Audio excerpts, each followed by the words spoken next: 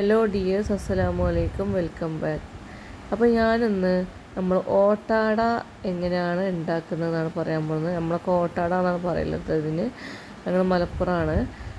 അപ്പം ഓവർനൈറ്റ് നമ്മൾ കുറച്ച് പച്ചരി സോക്ക് ചെയ്ത് വെക്കുക. എത്രയാണോ വേണ്ടത് വെച്ചാൽ അത്രയും മരികൾ ഒരു വീട്ടിലുള്ള ആളുകൾക്കനുസരിച്ച് ഉള്ളത് സോക്ക് ചെയ്ത് വെക്കുക. പിന്നെ കുറച്ച് ചോറും അതിൻ്റെ കൂടെ തന്നെ വെള്ളത്തിലിട്ട് വെക്കുക. തലേദിവസത്തെ ചോറ്. പിന്നെ അതേപോലത്തെ ഒരു മിക്സീൻ്റെ ജാറിൽ ഇട്ടിട്ട് അരക്കുക. ഞാൻ ഒന്നായിട്ട് ഒരുമിച്ചിടാൻ വേണ്ടിയിട്ട് ജ്യൂസിൻ്റെ ജാറാണ് എടുത്തിട്ടുള്ളത്. കുറച്ച് പറ്റ ചെറുതാകുമ്പോൾ 2-3 പ്രാവശ്യമായിട്ട് അരക്കണ്ടേ. അപ്പോൾ ഈ ജ്യൂസ് ജാറാകുമ്പോൾ 4 പേർക്കുള്ള ഓട്ടട ഉണ്ടാക്കാൻ ഇഷ്ടം പോലെ 4 ആൾക്ക് ഞങ്ങൾ 6 ഓട്ടടയാണ് ഉണ്ടാക്കൽ. അപ്പം അത് തന്നെ മതിയാവുമല്ലോ.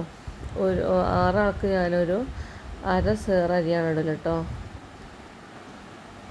അപ്പം ഇതൊക്കെ മിക്സിയിലിട്ടു. പിന്നെ കുറച്ച് വെള്ളം ആണ് ഒഴിക്കേണ്ടത്. കണ്ടോ, കുറച്ച് വെള്ളം ആ അരിൻ്റെ ഒപ്പത്തിനൊപ്പം നിൽക്കുന്ന രീതിയിൽ നമ്മൾ വെള്ളം ഒഴിക്കാൻ പാടുള്ളൂ. കുറേ വെള്ളം ഒഴിച്ച് കഴിഞ്ഞാൽ അത് ലൂസായി പോകും. അപ്പോൾ ഓട്ടട നന്നാവില്ല. അപ്പോൾ ചോറിട്ടാലാണ് ഓട്ടട നല്ലോണം നന്നാവുക കേട്ടോ. അല്ലെങ്കിലും ചൂടുവെള്ളം ഒഴിച്ചാലും കുഴപ്പമില്ല, എന്നാലും ചോറിടുമ്പോഴാണ് നല്ലൊരു ഇത് കിട്ടുക. അപ്പോൾ ഞാൻ ചോറിട്ടിട്ടാണ് ഉണ്ടാക്കാറ് കേട്ടോ. അപ്പോൾ ആ ഒരു ജാറൊന്ന് ചുഴറ്റി ഒന്ന് ഒഴിക്കുക കൂടെ ചെയ്തിട്ടുണ്ട്. അപ്പം അതിൻ്റെ ബാറ്റർ എന്ന് പറഞ്ഞാൽ ഒരുപാട് ലൂസാവേണ്ടത്, നല്ല തിക്കും ആകാൻ പാടില്ല. അങ്ങനത്തെ ഒരു ബാറ്ററാണ് കേട്ടോ വേണ്ടത്. അതിലേക്ക് പിന്നെ ആവശ്യത്തിന് ഉപ്പിട്ടിട്ട് ശേഷം വെളിച്ചെണ്ണ ഒഴിച്ചു കൊടുക്കുക. നെയ്യും വേണമെങ്കിൽ ഇടാം. ഞാൻ നെയ്യും ഇടാറുണ്ട് കേട്ടോ. ഇന്ന് ഞാൻ വെളിച്ചെണ്ണയാണ് ഇട്ടിട്ടുള്ളത്. പിന്നെ തേങ്ങ, ചുവന്നുള്ളിയൊക്കെ വേണ്ടവർക്ക് ഇടാം. പക്ഷെ ഞാൻ ആ സാധനങ്ങളൊന്നും ഇടാറില്ല കേട്ടോ. ഇതിൽ ഞാനിങ്ങനെ വെളിച്ചെണ്ണ ഉപ്പ് മാത്രമേ ഇടാറുള്ളൂ. പിന്നെ ഗ്യാസുമ്മിലാണ് ഞാൻ ഓട്ടട ഉണ്ടാക്കാറ്. അപ്പം ഇതേപോലത്തെ ഒരു മൺചട്ടി ഗ്യാസിൻ്റെ വലിയ അടുപ്പിലേക്കാണ് വെക്കേണ്ടത് കേട്ടോ. ചെറിയ അടുപ്പിലാകുമ്പോൾ എല്ലായിടത്തും എത്തൂല. പിന്നെ അതിൻ്റെ ഇടയിൽ ഞാനൊരു തട്ടും വെച്ച് കൊടുക്കും. കാരണം ഗ്യാസുമ്മിൽ ഈ നമ്മൾ ഒഴിക്കുമ്പോൾ ഉറ്റി പോകാണ്ടിരിക്കാൻ വേണ്ടിയിട്ട്.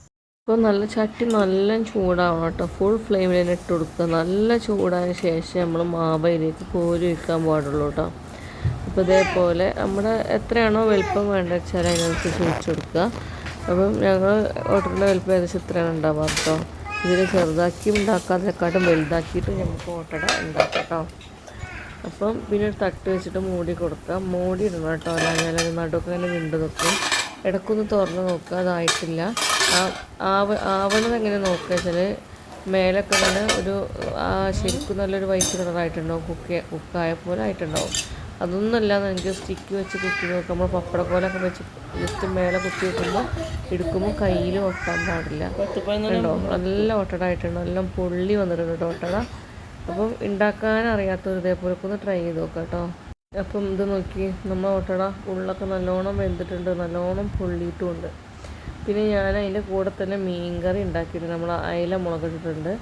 അപ്പം അയില മുളകിട്ടതും ഓട്ടടയുണ്ട് നമ്മളിന്ന് ബ്രേക്ക്ഫാസ്റ്റ്. അപ്പോൾ നല്ല ടേസ്റ്റാണ് കേട്ടോ. അപ്പം ഇതുപോലെ എല്ലാവരും ട്രൈ ചെയ്ത് നോക്കുക.